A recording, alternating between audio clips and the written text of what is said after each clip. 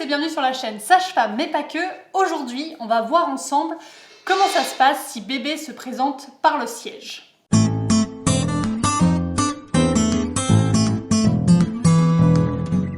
Bonjour à tous et bienvenue sur la chaîne Sage-Femme mais pas que.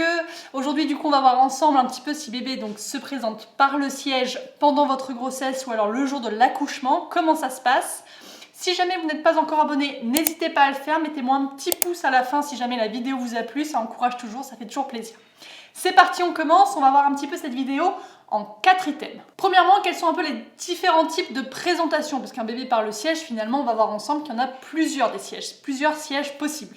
Deuxièmement, pourquoi finalement votre bébé ne s'est pas retourné? Est-ce que c'est fréquent ou pas et comment ça se fait? Troisièmement, les solutions qu'on peut avoir pendant la grossesse. Et quatrièmement, comment ça se passe le jour J pour l'accouchement. On commence tout de suite du coup. Premièrement, quels sont les différents types de sièges? Alors, il existe le siège décomplété, le siège complété et le siège incomplet ou en mode pied. Alors, le siège complété, ça concerne à peu près un tiers des sièges et c'est en fait un bébé qui est en tailleur. Je vous mets une petite photo pour voir un petit peu à quoi ça ressemble. Voilà, c'est un petit bébé en tailleur, ça c'est un siège complet. Un siège décomplété, au contraire, c'est les fesses qui se présentent en premier et les pieds qui se rabattent à peu près au niveau du visage d'ailleurs du bébé. Ça concerne la majorité des cas, soit à peu près 2 tiers des sièges. Et enfin, troisièmement, le siège en mode pied ou incomplet, ça c'est assez rare. Et finalement, c'est au moins un pied qui pointe vers le bas, vers la sortie. Deuxièmement, finalement, pourquoi est-ce que votre bébé ne s'est pas retourné? Ce qu'il faut savoir déjà, c'est que la présentation de siège concerne à peu près 4 à 5% des grossesses. Donc si ça vous arrive, vous n'êtes pas seul, c'est vrai que ce n'est pas la majorité, mais clairement, vous n'êtes pas toute seule, ne vous inquiétez pas. Normalement, en fait, l'enfant, donc le bébé qui est dans le ventre, doit se retourner spontanément au 7e mois. Pourquoi? En fait, c'est la loi de Pageot, où en fait, le contenu s'adapte au contenant. Bon, je vous ferai un petit post Instagram à ce sujet, mais clairement, normalement, il y a assez de place et en fait, le bébé se retourne.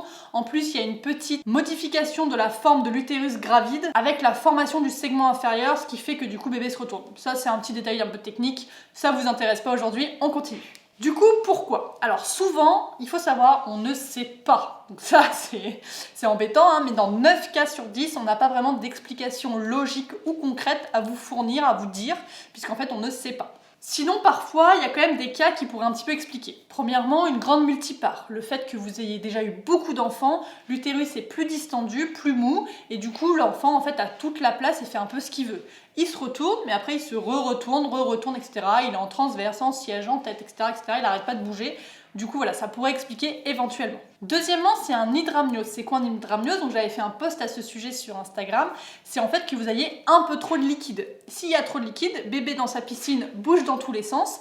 Et au lieu de rester avec la tête vers le bas, il décide de se retourner encore et encore et encore.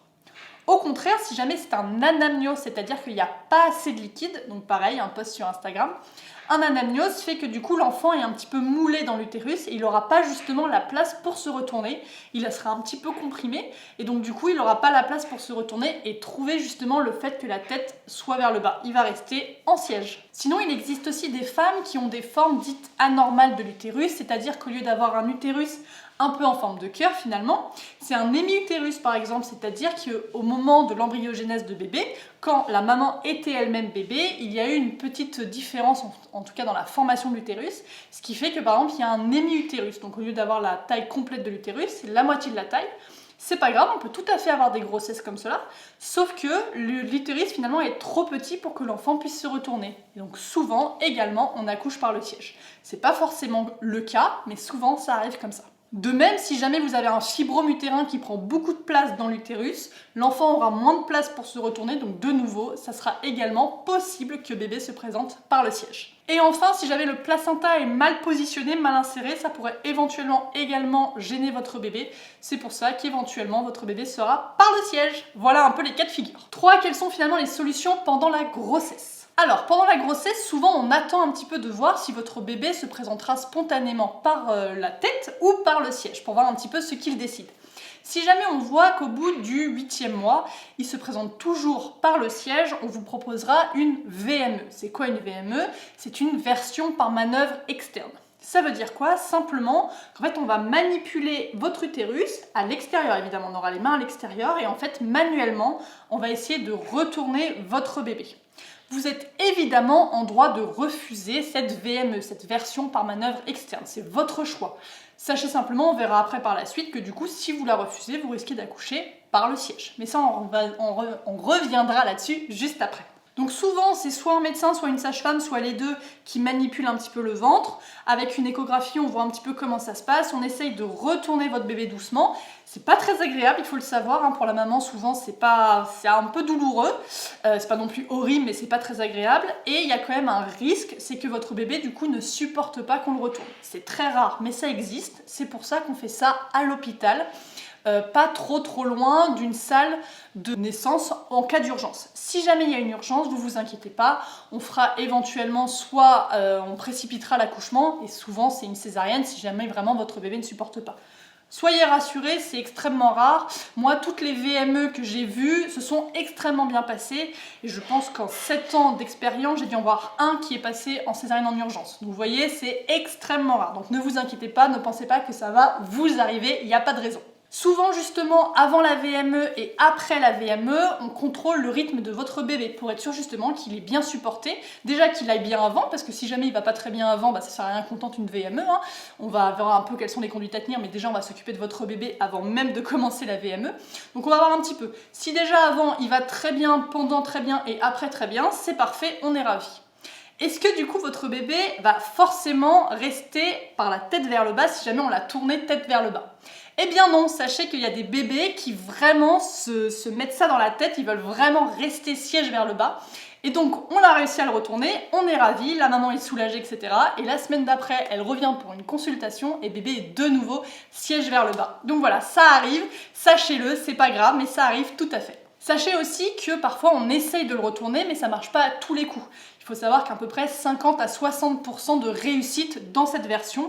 Donc voilà, parfois votre bébé il est bien ancré, bien accroché, il veut pas se retourner, on n'insiste pas, on ne va pas chercher à le mettre mal à l'aise, on va pas essayer justement que son cœur fasse des petites anomalies ou quoi, pas du tout. Si jamais vraiment on voit qu'il n'a pas envie, on n'insistera pas plus et là on vous proposera d'autres solutions pour l'accouchement, mais ça j'en revois juste après. Sachez également que l'acupuncture parfois peut également aider à essayer de favoriser le fait que bébé se retourne.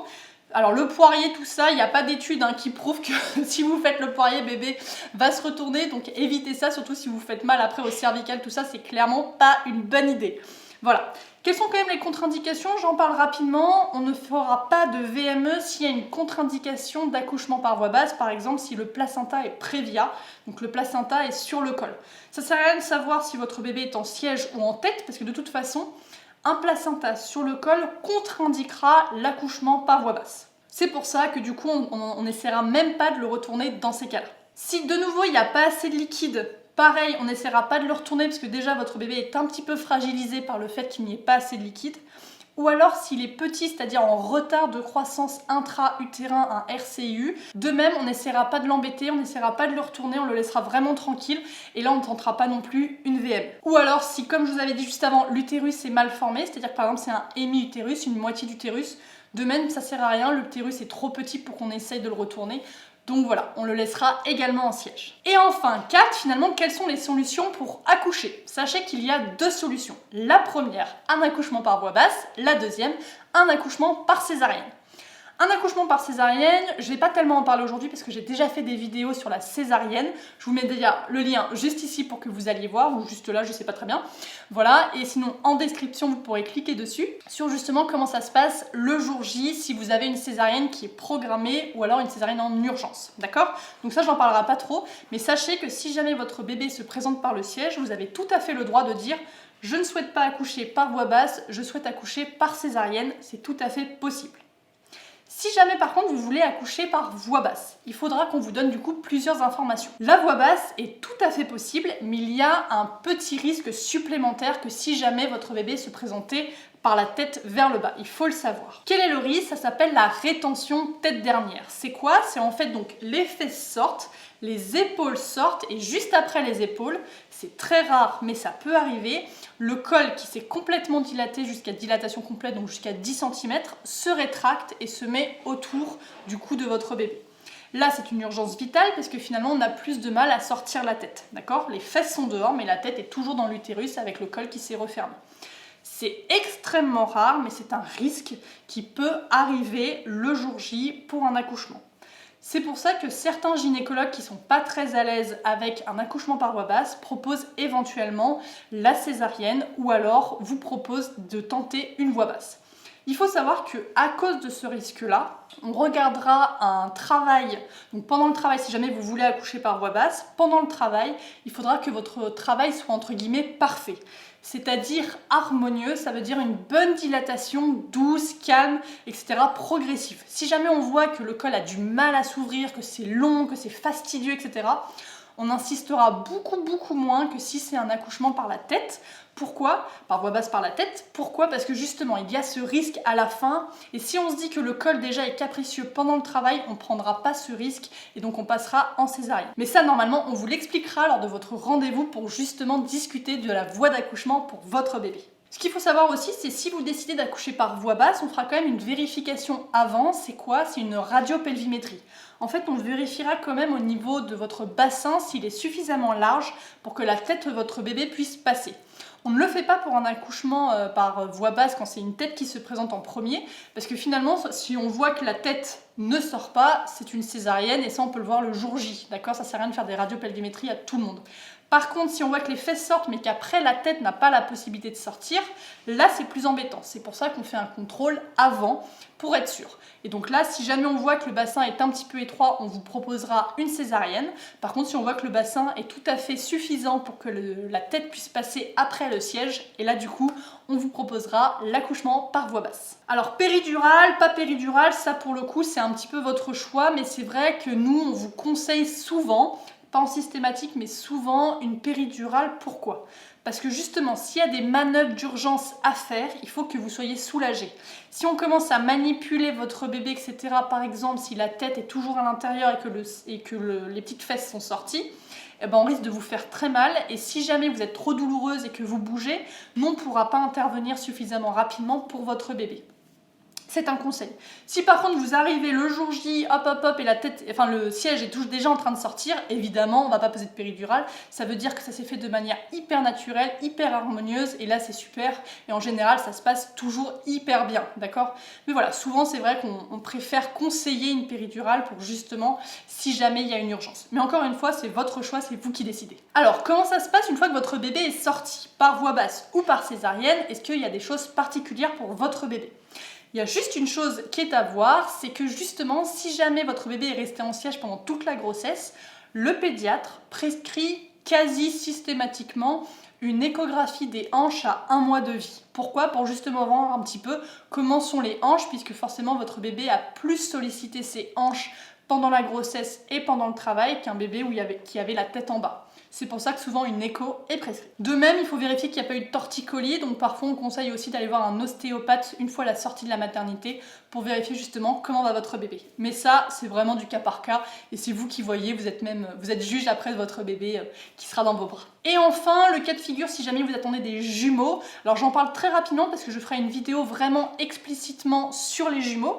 Mais si jamais vous accouchez du coup de jumeaux, que votre premier bébé soit par la tête et le deuxième est soit en tête, soit en siège, soit en transverse, c'est tout à fait possible d'accoucher par voie basse. Donc si jamais le premier accouche par la tête, enfin tête en bas en premier, et que le deuxième est en siège, c'est pas du tout un problème, on s'adapte tout à fait et on sort votre bébé par le siège, par voie basse, il n'y a aucun souci. Ça arrive d'ailleurs très souvent ça pour le coup. Voilà, j'espère que la vidéo vous a plu, j'espère que ça vous a intéressé. N'hésitez pas à me le dire en commentaire, sinon moi je vous dis à très bientôt pour une prochaine vidéo. Au revoir!